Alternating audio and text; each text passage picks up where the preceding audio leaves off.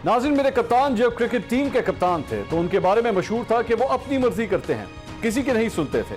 अमली तौर पर टीम के सिलेक्टर भी खुद थे, मैनेजर भी खुद और कोच भी खुद ही थे।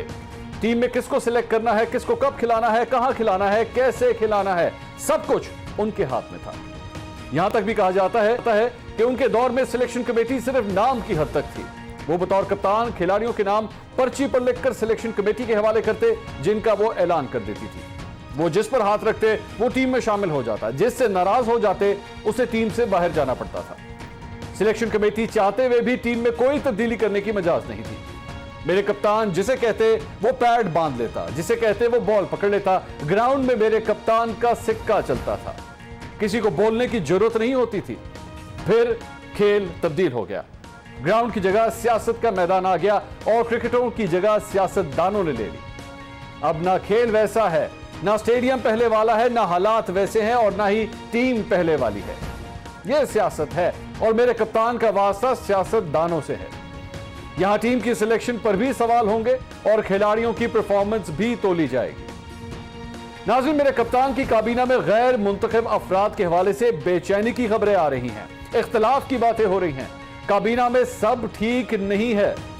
मुंतखब वुज़रा ने गैर मुंतखब अफराद पर सवाल उठाना शुरू कर दिए हैं। कल के इजलास में भी कुछ वुज़रा इसी वजह से गैर हाजिर भी पाए गए। आखिर ये वुज़रा क्यों नाराज हैं? क्या मेरे कप्तान की टीम में फूट पड़ चुकी है? क्योंकि मुंतखब अफराद को इस बात पर एतराज है कि काबीना में अहम वजारतें गैर मुंतखब अफराद के पास हैं और हुकूमत में भी उन्हें गैर मुंतखब अफराद का असर व रसूख सबसे ज्यादा नजर आता है। तहरीक इंसाफ के सीनियर रुकन असेंबली और वफाकी वजीर गुलाम सरवर खान ने कल एक टीवी शो में गैर मुंतखब अफराद की सिलेक्शन पर संजीदा सवाल उठाए। मेरी कैबिनेट में ऐसे लोग बैठे हैं जिन्हें मैं नहीं जानता, जिनके वेयर अबाउट्स मुझे नहीं पता, जिनके वेयर अबाउट्स आपको नहीं पता, जिनके वेयर अबाउट्स किसी पाकिस्तानी को नहीं पता, और वो कैबिनेट में बैठे हैं। तमाम जो मुआवने खुसूसी उन्हें भी अपने एसेट्स डिक्लेयर करने चाहिए। ये ग्रे एरिया है हमारा। इस बात पे उंगली उठती है हम पे, हमारी कैबिनेट पे उंगलियां उठती हैं कि इसमें ऐसे लोग भी बैठे हैं जिनकी ड्यूल नेशनलिटी है। ये लोग हैं कौन, इनका बैकग्राउंड क्या है और कहाँ से ये आए हैं और किन वजूहात की बुनियाद पे आए हैं। कम से कम मेरे साथ जो मेरी कैबिनेट में बैठा हो, कैबिनेट कोलीग हो, मामले खुसूसी हो या एडवाइज़र हो, वो जहाँ से भी आया, जैसे भी आया, जो भी उसकी क्वालिफिकेशन है उसका अता पता ज़रूर होना चाहिए। उसे अपने एसेट्स डिक्लेयर करने चाहिए, अपना सोर्स ऑफ इनकम डिक्लेयर करना चाहिए। नाज़रीन, मेरे कप्तान की टीम में गैर मुंतखब मामले खुसूसी की तादाद 15 और मुशीरों की तादाद 5 है। मामले खुसूसी में मिर्जा शहजाद अकबर, सरदार यार मोहम्मद रिंद, शहजाद कासिम, तानिया इदरस, अरबाब शहजाद, जफर मिर्जा, आसिम सलीम बाजवा, उस्मान डार, सानिया निश्तर, नदीम बाबर और शहबाज गिल जैसे खिलाड़ी शामिल हैं। मलिक अमीन असलम, हफीज शेख, रजाक दाऊद और बाबर अवान मेरे कप्तान के मुशीर हैं। नाज़रीन, इनमें से कौन से ऐसे खिलाड़ी हैं जिनका कोई अता पता नहीं?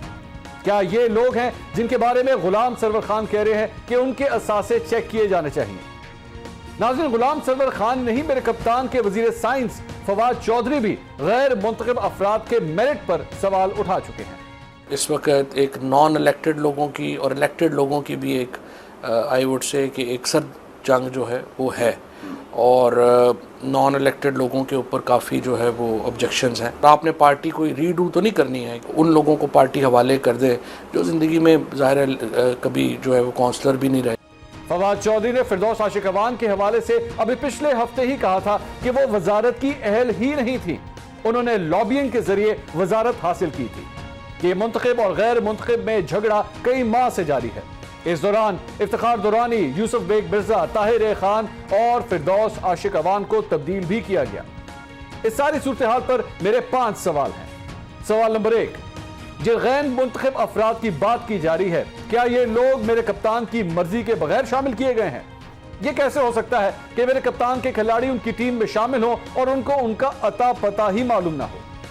सवाल नंबर 2, गैर मुंतखब मावरीन के असासे चेक करने की इस वक्त जरूरत क्यों पेश आ रही है? क्या कोई करप्शन या मालियाती गड़बड़ सामने आ रही है?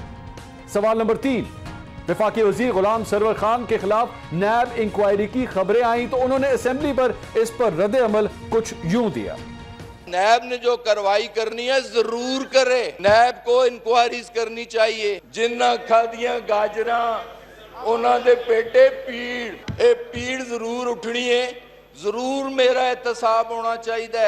जो मैंने इनहेरिट किया है वो 1970 से लेके 2020 तक जो आज मेरे पास है, इस मुअज़्ज़ज़ ईवान और इस पूरी कौम के सामने रखा जाए, मेरी अपील है। नाज़रीन, क्या गुलाम सरवर खान का गैर मुंतखब अफराद पर गुस्सा और उनके खिलाफ सख्त बयान उनके अपने खिलाफ नैब इंक्वायरी की वजह से तो नहीं है? सवाल नंबर 4, चेयरमैन नैब ने कुछ अर्सा पहले हवाओं का रुख तब्दील होने की बात की थी, क्या अब हवाएं वाकई कहीं तब्दीली की तरफ तो नहीं जा रही?